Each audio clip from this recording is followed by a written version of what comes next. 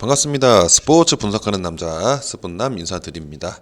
자, 오늘 분석할 경기는 11월 5일 목요일이고요. 챔피언스 리그 4경기 준비를 했습니다. 자, 구독과 좋아요 한 번씩 부탁드리겠습니다. 오늘 새벽 경기는 대체적으로 정배 위주의 좀 경기가 됐던 것 같고, 그래서 수익이 다들 많이 나신 것 같습니다. 자, 그러면 첫 번째 경기 2조죠. 2조의 2위인 세비야 그리고 4위 크라스노다르의 경기를 한번 해보도록 하겠습니다. 자, 그래서 상대 전적은 1승 0무 1패로 2018년도 유로파리그에서 둘이 맞붙은 기억이 있는데 세비야가 한 번 이기고 크라스노다르가 한 번 홈에서 이긴 경기입니다. 그래서 두 번 모두 홈팀이 이겼다라고 일단 볼 수가 있고, 그리고 세비야는 정통적으로 공격적인 축구를 구사하고 있죠. 그래서 4-3-3 포메이션으로 공격적인 축구를 보여줄 것이다 라고 볼 수가 있고, 근데 최근 홈만 봤을 때, 홈 기준으로 봤을 때 9번 연속 저득점, 2.5 기준으로 봤을 때 9번 연속 저득점을 만들고 있다 라고 볼 수가 있는데, 확실히 수비 부분은 괜찮습니다. 세비야가 홈일 때는 특히 실점이 많아도 1실점 정도로 상당히 좋은 모습을 보여주고 있는데, 공격에서 다소 좀 무디고 있다라고 볼 수가 있고, 그래서 이번에 뭐 코로나라든지 뭐 기타 뭐 그런 전력 손실은 없어 보이고, 이제 공격수 오캄포스, 무니르, 루크 데용을 이제 3톱으로 4-3-3의 3톱으로 아마 또 전술로 나올 것으로 좀 예상이 되고, 좀 큰 세비야의 그런 큰 전략의 틀은 항상 변하지가 좀 않는 것 같습니다. 최근에는 리그도 그렇고 챔스도 그렇고 일정 부분 물론 로테이션은 어느 정도 하겠지만 전체적인 틀은 비슷하다. 그래서 그렇게 일단은 볼 수가 있는데, 조금 득점력이 다소 부진하다라는 게 일단 특징이고, 자, 그 다음에 이제 크라스노다르를 보게 되면 그런 세비야도 스페인 리그 특성상 스페인 리그의 그런 점유율 축구를 좀 구사를 하는 편인데, 세비야가 아마 이번 경기도 세비야가 전체적으로 점유율을 많이 가져갈 것이다. 70% 정도까지는 가져갈 것으로 좀 예상이 되고, 그래서 그 30%의 모든 걸 걸어야 되는 크라스노다르의 그런 전술이 되겠다라고 볼 수가 있고, 그리고 직전 첼시와의 그런 조별리그에서 4-0으로 패배를 당했는데, 아무래도 지금 미드필더인 클라에손, 완데르손 그리고 페트로프의 그런 주전들이 미드필더들이 주전의 공백이 좀 있다라고 볼 수가 있고, 그런 첼시의 압박에 이기지 못하고 계속 잘리는 미드필더에서 계속 잘리는 그런 모습, 점유율도 상당히 많이 내준 모습을 볼 수 있었다라고 볼 수 있고, 그 다음에 아무래도 미드필더 쪽을 좀 공격보다는 미드필더에 조금 힘을 좀 줘야 되는 상황이기 때문에 4-2-3-1 그런 포메이션으로 나오면서 미드필더를 좀 5명을 포진을 할 거다라고 볼 수가 있고, 이 크라스노다르의 그런 원톱이죠.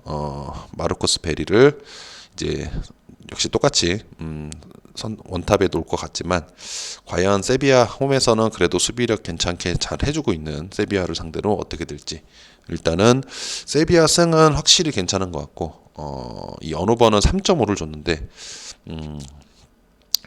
모르겠습니다. 그러니까 3.5를 5번을 가기는 좀 그런 것 같고, 저득점으로 보던지 아니면 세비야 뭐 1 정도 마인으로 보는 것도 괜찮을 것 같다라고 보여집니다. 그래서 세비야 사이드로 일단 잡고 가보도록 하겠습니다. 자, 이제 F조 4위와 제니트, 그리고 이제 F조 1위 라치오의 대결. 자, 그래서 배당 확인하시고요. 언오버 기준점 2.5점이고, 제니트가 2패를 하고 있고 라치오가 1승 1무를 하고 있는 상황에서 대결입니다. 그래서 제니트 같은 경우에는 공격수 말콤이 결장을 하고 있는 상황이고, 결장이 예상되는 상황이고, 나머지는 전체적으로 전력 손실은 없다라고 볼 수가 있고, 지금 2연패에 빠져 있는데 2연패를 할 때 이 1득점은 여기서 말하는 1득점이 결국에는 상대편의 자책골로 는 겁니다. 그래서 실제로 제니트 선수들이 골망을 흔든 적은 없다. 득점은 없다. 자책점 외에는 없었다. 2경기째. 그리고 도르트문트전에서도 유효 슈팅이 연계를 기록을 했는데 상당히 강한 압박에 점유율까지 많이 내주면서 패배를 했다. 결국에는 제니트라는 이제 그런 팀 색깔을 봤을 때 러시아죠. 러시아의 그런 아무래도 예를 들면 도르트문트라든지 좀 강팀을 상대했을 때 유효 슈팅 연계는 역시 전력 차이가 확실히 나게 되면 그런 모습을 자주 보일 수 있다라고 볼 수가 있고, 자책점 외에는 득점이 없었다라는 거. 뭐 전력은 풀 스쿼드지만 사실 뭐 리그 수준을 감안했을 때는 뭐 그렇게 뭐 세지는 않은 거죠. 그리고 라치오 같은 경우에는 코로나의 그런 결장이 다소 우려가 됐었던 이제 공격수 임모빌레하고 그리고 미드필더 페레이라는 이제 토리노전에는 나왔습니다. 그래서 그거를 좀 참고하시면 좋을 것 같고, 결국에는 이번에는 토리노전에서 나왔기 때문에 이번 제니트전에서는 나올 확률이 좀 있다고 볼 수가 있죠. 대신에 이제 결장이 좀 예정된 코로나로 인해서 결장이 좀 예정된 선수는 알베르토 그리고 라차리, 안데르손 등 미드필더들이 조금 결장이 예상이 된다라고 볼 수 있고, 그래서 일단 최종적인 그런 라인업을 보면 제일 좋겠지만 어쨌든 임모빌레하고 페레이라가 직전 토리노전에서 득점을 했거든요. 그래서 아마 이번에도 나올 것으로 좀 보여지고, 그리고 호아킨 코레아까지 문제없이 나올 것이다라고 볼 수가 있습니다. 아무래도 그런 코로나 여파로 인해서 좀 미드필더들의 그런 결장이 예상되다 보니까 배당이 라치오가 3배를 받았는데, 사실 제니트의 최근에 그런 답답한 공격력을 봤을 때는 확실히 차라리 라치오 쪽이 좀 더 확실히 공격 면에서는 확실하지 않을까라고 일단 볼 수 있고, 그래서 라치오 사이드로 볼 거고, 만약에 이런 무승부 없이 이제 프렌을 본다면 라치오 프렌이 낫겠다라고 보여지겠습니다. 그래서 라치오 사이드로 한번 볼 거고, 무승부가 좀 두렵다 하시는 분들은 프렌으로 가시면 될 것 같습니다.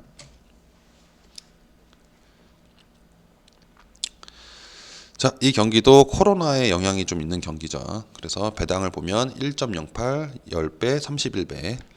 그래서 바르셀로나가 리그에서는 죽쓰고 있지만 이 챔스에서는 계속 강한 모습을 보여주고 있고, 그래서 바르셀로나부터 보면 전력 차이도 있지만 코로나로 인해서 디나모 키예프의 전력 손실이 있다. 그래서 바르셀로나 캄프누 홈에서 쉽지 않은 경기가 될 것이다라고 볼 수가 있고, 그 메시도 그렇고 다른 선수들도 그렇고 골 욕심이 당연히 챔스에서 득점하는 그런 기록은 사실 리그에서 득점하는 것보다 좀 더 가치가 있죠. 그래서 메시 역시 지금 현재 계속 신기록을 세우고 있는 상황이고, 그래서 골 욕심을 좀 버린다면 좀 어쩌면 그런 좋은 결과가 되지 않을까라고 볼 수 있고,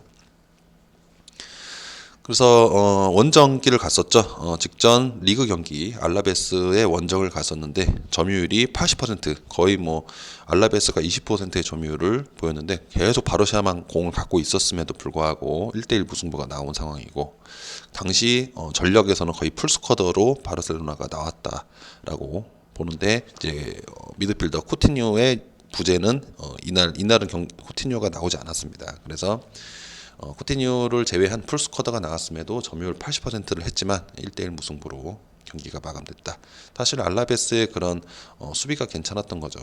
슈팅은 엄청 날렸지만 1득점에 그친 그리즈만의 득점이 있었던 경기라고 볼 수가 있고, 디나모 키예프는 이제 코로나 여파로 그런 선수들 결장이 있음에도 불구하고 현재 뭐 챔스에서 1무 1패면 뭐 그렇게 나쁜 성적은 아니죠. 아직 지금 이제 3번째 경기를 치르니까 뭐 그런 상황이고, 리그에서도 패배 없이 계속 승리를 하고 있는 상황이고, 그래서 주전 골키퍼 1명 그리고 수비수 2명, 미들필더 5명이 아마 이번 경기에서는 조금 결장이 예상되고, 직전 리그 경기에서 나왔던 스쿼드로 똑같이 나올 것으로 좀 예상이 된다. 그리고 아무래도 이 디나모 키예프의 그런 결장 선수들이, 코로나로 인한 결장 선수들이 공격 선수들에서는 없는 상황이기 때문에 공격진이 4-3-3 공격적인 전술로 나올 것으로 예상이 된다라고 볼 수가 있습니다. 그래서 바르셀로나가 지금 아마 이번 경기에서 디나모 키예프를 상대로 홈인 것도 있고 아마 3.5점 기준으로 봤을 때는 조금 다득점이 나올 수도 있지 않겠나. 바르샤의 지금 수비 상태를 감안했을 때 디나모 키예프도 충분히 공격진이 살아있는 상황에서 1득점은 한다고 볼 수가 있고 다른 이제 바르셀로나 특유의 그런 약간 디나모 키예프를 양악한다는 표현은 좀 웃기지만 어쨌든 지금 많이 스쿼드가 얇아졌기 때문에 좀 양악 모드로 좀 갈 확률이 높다라고 보고 이 배당 1.08은 패스를 하고 이제 오바만 한번 보도록 하겠습니다. 지금 아약스 경기도 그렇고 지금 최근에 그런 코로나로 인한 영향이 어느 정도가 있기 때문에 좀 감안을 해서 보시면 좋을 것 같습니다. 이 경기도 마찬가지로 결장 선수가 좀 많은 경기입니다. 일단 배당은 확인하시고요. 언오버 기준점 2.5점이고 그래서 라이프치히가 지난 챔피언스 리그 8월 19일 날 있었죠. 파리 생제르맹과의 그런 경기에서 3대 0으로 패배를 했습니다. 그래서 당시 이제 라이프치히 골키퍼인 굴라시가 선방을 거의 미친 듯한 한 8개, 6개에서 8개 정도 됐던 것 같아요. 8개 정도의 많은 선방쇼를 보여줬음에도 3대 0으로 패배를 했는데 당시 생제르맹의 그런 스쿼드는 풀 전력이었고 그래서 그 부분은 좀 참고를 하면 좋을 것 같고 하지만 이번에는 파리의 결장이 좀 있고 그 다음에 이제 라이프치히의 결장은 무키엘레랑 클로스터만이 이제 수비에서 결장이 될 것으로 보이고 그 다음에 이제 라이프치히 입장에서는 포로스베리하고 포울센의 그런 득점력을 한번 발끝을 한번 믿어봐야 되는 상황이다. 근데 배당을 봤을 때 이 결장이 많음에도 이 정도 배당이면 라이프치히로 마냥 가기에는 쉽지 않다라고 볼 수가 있는 거죠.